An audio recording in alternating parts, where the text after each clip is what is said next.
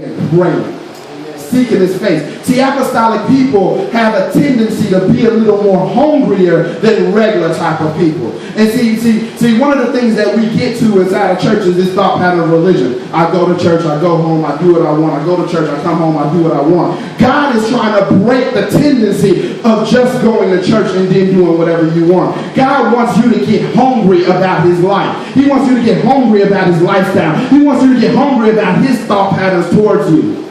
Man. Hunger is going to be one of the greatest things that decides if you make it in God or if you don't.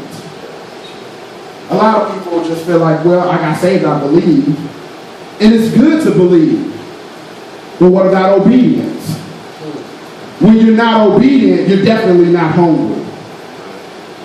When you're not hungry, there's no way you can be obedient.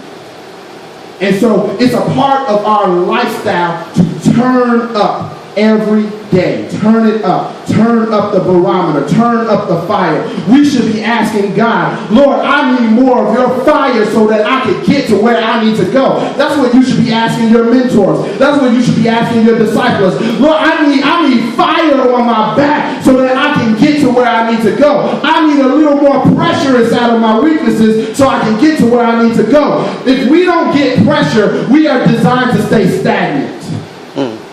And how many people understand that if you've been stagnant before, you understand it's because you haven't had enough pressure placed on your life. And sometimes we get mature enough in the gospel that a lot of people don't want to say anything to us. And so that's the reason why we need a real relationship with God, so that God can speak to us when ain't nobody else talking. God can say something to us. God can rebuke us when we don't want to hear a rebuke. We need to be so sensitive. But the only way to get sensitive is to be hungry. Hungry, having a desire like never before, desiring that God would start to cleanse you, mold you, reproduce you, use you, launch you off, activate you, do things to you that you could never have done anywhere else. And see, one of the things that I want you to know is that when you get into the proper house that God has called you to do, he's going to activate you like you've never been activated before. There's going to be a level of prophetic instinct that says, I'm finally getting fed the proper way. I'm finally thinking the proper way. I'm finally doing the proper. It's like there's a level of blessing that is like an undercurrent, and you just kind of ride the wave because you know this is where I'm supposed to be. The right mentor, the right apostolic father will cause a great covering to begin to hit your life where blessings start to overflow.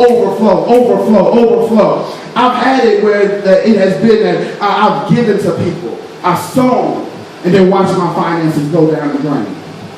And then I said it was just nothing but a test from God.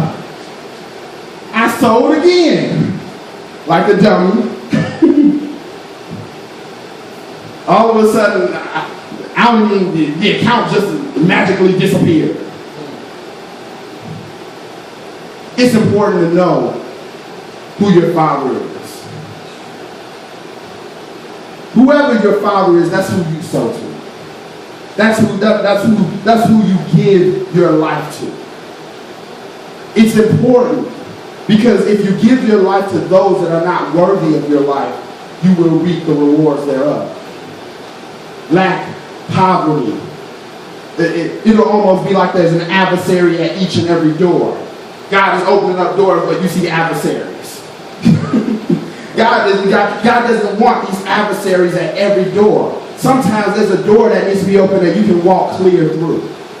You need doors where you can just walk clear through. Walking inside of your abundance. Walking inside of your destiny. This is what apostolic fathering is about. It helps you to get to these doors that no man can close. Amen. What I want to do right now